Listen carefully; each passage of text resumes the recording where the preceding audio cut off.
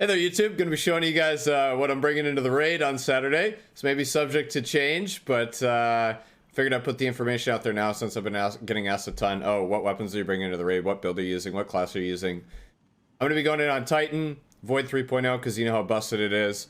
Warlock is going to be my backup character in case we need to swap to a Warlock, and I'm not going to really talk too much about that. I'm going to cover my main juice, what I'm going to be using here on my Titan, the build structure that I've set up here. I got some pretty clean stats. So in Void 3.0, this is what I got going. I got Tall Wall, which is really good for, again, just blocking off fire, especially since you can spam overshields with Bastion here. So when you cast your super, you grant overshield to allies as well with the barricade. It's huge. You can literally spam overshields anywhere and everywhere. Stacking it inside the bubble is really nice because you can walk out of the bubble with the overshield instead of having to run like Helm of Saint 14. It almost renders Helm of Saint 14 useless. Controlled demolition. Anytime you hit it with a void ability, they get the Ebola thing and then everything explodes. It's literally a... I find Vortex Nade to be the best because it sucks everything in, it tags everything, and when one thing explodes, again, just literally explosion 4th of July. You use shield throw over shield bash because on day one, you're not gonna want to sit there and bum rush everything. You're gonna get backhanded, and that's gonna be the end of that. As far as fragments go, again, you just want the explosion. So anytime you get a void ability kill, things explode. You want the suppression, so when you throw a nade, it's going to debuff things. But also you want to keep in mind that this overtakes div. If you're using div, do not hit a boss with a nade, because it will override it and it is less of a debuff. So fair warning on that if you didn't know. And then the lingering effects, so my grenade lasts longer on the ground, which is pretty nice. As far as exotics go, this is the bread and butter, the cheese, the grand palooza. Heart of Inmost Light. So every time that you pop ability, it empowers your other two abilities. So when I pop my shield, it empowers my shield, or pop a barricade, it empowers my shield throw and my grenade. And it works very synergistically, especially when I talk more about the Elemental Well build that I have set up here. You literally just get abilities nonstop, and it's absolutely nuts. I kind of like to think of it as like Devour on crack, but you don't get full health for every kill. That's the only thing you're pretty much missing. So as far as my Elemental Well build goes, I'm running Well of Tenacity, which is pretty much the new Protective Light, because Protective Light got nerfed from 50% damage reduction down to 10%, and Well of Tenacity is at 50% still. So every time you pick up a Void Elemental Well, you're going to take 50% less damage. 50% damage reduction. Then I got Rocket Finder on. Again, you can kind of change this based on whatever loadout you're using, but pair that with Volatile Flow. You guys know what Volatile Flow is. Any Void Elemental Well that you pick up grants your Void Weapons Volatile rounds, which... Again, it like every time you shoot an enemy, it tags them with like the Ebola thing, I call it, which is why the funnel cake is really good. You've heard everybody and their mother talking about God roll funnel cake. By the way, do not go for subsistence. It is overrated. It is a waste of a perk when you have the Vice thing active. Just my opinion.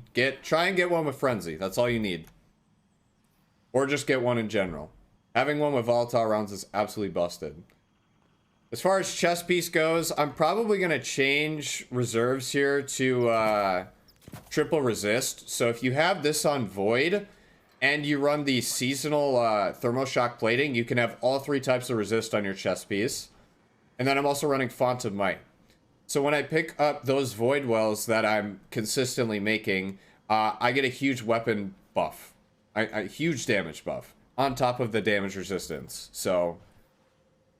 Again, just adding to the reasons to use Elemental Wells. Elemental Ordnance. Whenever I get a grenade kill, it's going to make a Void Well. So, again, when you're chaining abilities, you're going to have nades nonstop. You're just going to be chucking those things left and right, and you're going to be making wells. It's literally going to be What was the meme? The Willy Wonka's well factory. It's gonna be insane. I'm assuming there's gonna be some champs in the raid, so just having Overload Nade on at the very least would be nice. And then Reaping Wellmaker, so every time I pop my shield, again, I'm getting my shield back super fast. Any weapon kill that I get after that, it's going to make a Void Well. So just Void Wells everywhere. And then Lucent Finisher is a big one if you haven't used this yet. Any Hive Lightbearer or champion that you finish is going to make you a heavy brick for you and your team. Busted. So all these perks work synergistically. It's really nice for output damage, damage reduction, making wells. I think it's a goated combo, and especially with the stats that I have, you always want to have 100 resilience or 100 recov. Sorry, I have 7 resilience because I think those shields are really important. Because every time you put one down, you get a full overshield, and you can continually recharge it if you sit behind it. Not only to mention that when you have Heart of Inmost Light on, your shield is stronger too. And your teammates get that OS as well, overshield. Just a nice balance of stats between Nade, Intellect, and Shield, just to keep those abilities flowing. Now for the main juice. For weapons. Man, I really think this is going to be a non-traditional raid. I think it's going to be a lot of puzzle solving and a lot of moving. And if there's one thing you haven't heard me recommend a million times, blinding grenades. Listen, we got the whole arsenal on deck here, okay? My favorite of all is the ignition code, specifically because it is it has no elemental affinity. Because all you use blinding nades for is blinding an enemy. Every time it's within the blast radius, the whole group of enemies that are blinded for 5 seconds. And you can swap to another weapon and just spray them down. It's absolutely broken. If you haven't tried it, it's literally game-changing. Especially in the raid. Bro, I could go on for hours about this. Anyways, I have blinding nades in the kinetic slot. That way I can free up unlimited ammo with a secondary so I can crack shields if need be. But at the same time, I have 3 different blinding nades, 3 different affinities. I got Arc, Solar, and Void. And you might think I'm capping using this blue thing. If you saw the Master Vogue that we did, 30 power under, I used this thing. Harsh language slaps. It is the only arc blinding grenades launcher that you can get. Do not sleep on this thing, bro. I'm not capping. Okay. Moving on past blinding nades. It is really good to have a mixture between aggressive play, passive play, and somewhere in between. So as far as snipers go, you have a few options. A kinetic one here. This is the Battlegrounds one. I'd recommend getting firing line on it at the very least. You always want to try and have a damage perk. I have overflow firing line. Nothing really more to say about that other than just have a sniper. Lots of ammo. Bonus damage is nice. Auto rifle, probably not going to use it, but have it ready just in case. It's got Vorpal on it for maybe champs, if need be. Wither Horde. This thing is the best for passive damage, choke points on spawns. Especially, you kind of have to have the catalyst for this to be optimal, but Wither Horde's a great gun and you shouldn't sleep on it at all. Especially if you have a free exotic slot open. The Fortissimo. Slug shotguns are still very good. Ideally, you would want 4 times the charm and focus fury on this, or a different damage perk, but this is all I've managed to get so far. You get this from strikes. Just have a slug shotgun ready to go. Another, I always like to have a pulse rifle ready for the raid over a scout rifle, specifically because they usually do a little bit more faster damage, if you want to put it that way, rather than sustained. So this is the one I have been trying out. This thing has a ton of aim assist, and it literally hits from 4 miles away. And if you have high cal on it, it makes enemies flinch out the wazoo. Izanagi. This thing has always been a king of burst damage. The problem is it's kind of clunky because they kind of, like, you can't sprint, cancel the reload to, like, pre-aim anymore. It kind of feels bad, but at the same time, Izanagi is still a good option for a little bit of burst damage if you're doing this and swapping to rockets. And I don't really know what else to say about that. Like, if you've used Izanagi, you know. I'm probably not going to use Fatebringer, but I wanted to have a hand cannon ready just in case. It's more of like medium range play, and I'm not going to use like an auto or a pulse. And I need a primary kinetic slot weapon. Ideally, though, like my whole build is focused around those volatile rounds, so I want to try and use Funnel Web basically the whole raid. We already talked about that, so... The other thing to keep in mind, as of right now, this could be subject to change. Aikilo's SMG is bugged, and it's doing 40% more damage to red bars than it should be. You guys have seen me use this a million times before. This is the roll that I have on mine. If that doesn't change, this thing would be absolutely disgusting for red bars if it doesn't get patched, but I'd be surprised if it didn't. So besides the blinding nade launchers, I wanted to have an energy sniper ready to go. I just got this one yesterday. The Father Sins. This comes from the Wellspring activity. I don't think you'll be able to get it again before the raid, because it's on daily rotation. But triple tap, Focus Fury. So when you do half the magazine with precision damage, it gives the weapon bonus damage. And then triple tap to obviously extend the mag as I hit those crits.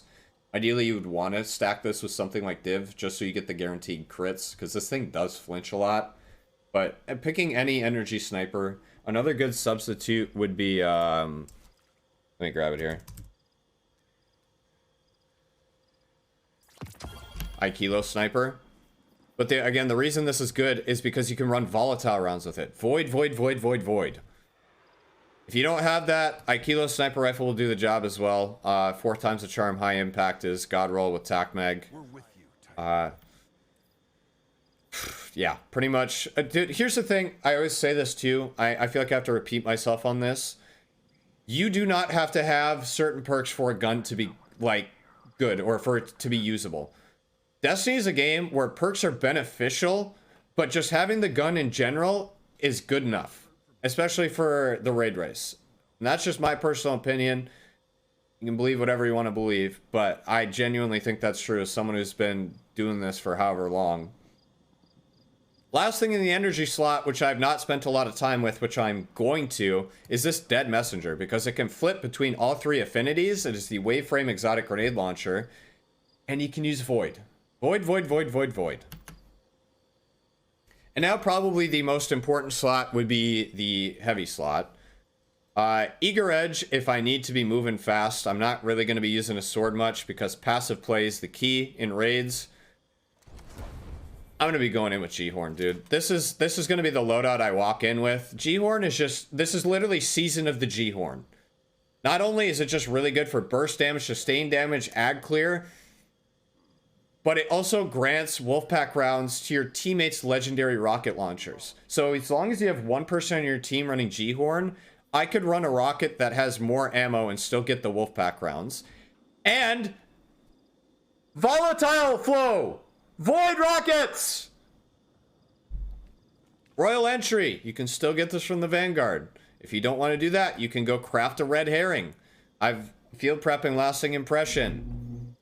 Auto-loading, Lasting Impression. Explosive Light does not work correctly with Wolfpack rounds as far as I understand right now. So I think it's more consistent to go with Lasting Impression. In my personal opinion, you can do whatever you want, but that's just my 2 cents. Don't mind this. This is just infusion fuel. Tractor cannon. I wouldn't sleep on this thing either. I brought this into Last Wish. Not only does it suppress enemies, but it gets them away from you, bro. It debuffs them, gets them away from you, and it actually does pretty good damage. So if you're playing an aggressive encounter, I might try this thing, but it's just kind of like one of those pocket things that you're not planning to bring out necessarily. I really do think rocket launchers are going to be the key for this. I'm trying to think if there's any other heavies that I'm missing. People are going to ask a million times about Parasite. Parasite is not going to be consistent, so I'm not bringing it into day one. There may be a circumstance in which it's useful and I switch to it, and I may eat my words, but I'm not, I wouldn't rely on it. I was just grabbing it. Sleeper. So I think it would be good to have linear fusions. So Sleeper Simulant is going to be the king there if you have an exotic slot open. Just really good sustained damage. Not much else to say. Threaded Needle, Void. It is a non-exotic. That way I could run like I could still have Void, and I could have Wither Horde, choke points on the door, good damage, and then sustained ag clear. There's a lot of good combos. Just dude, the key is going to be centering your build around Void, in my opinion. Deathbringer, Wardcliff, no. Dude, you guys got to understand, Wardcliff is not ammo efficient. You are very likely to kill yourself with the shot. 1K might be a decent option, but I'm going to center everything I do around Void, chat.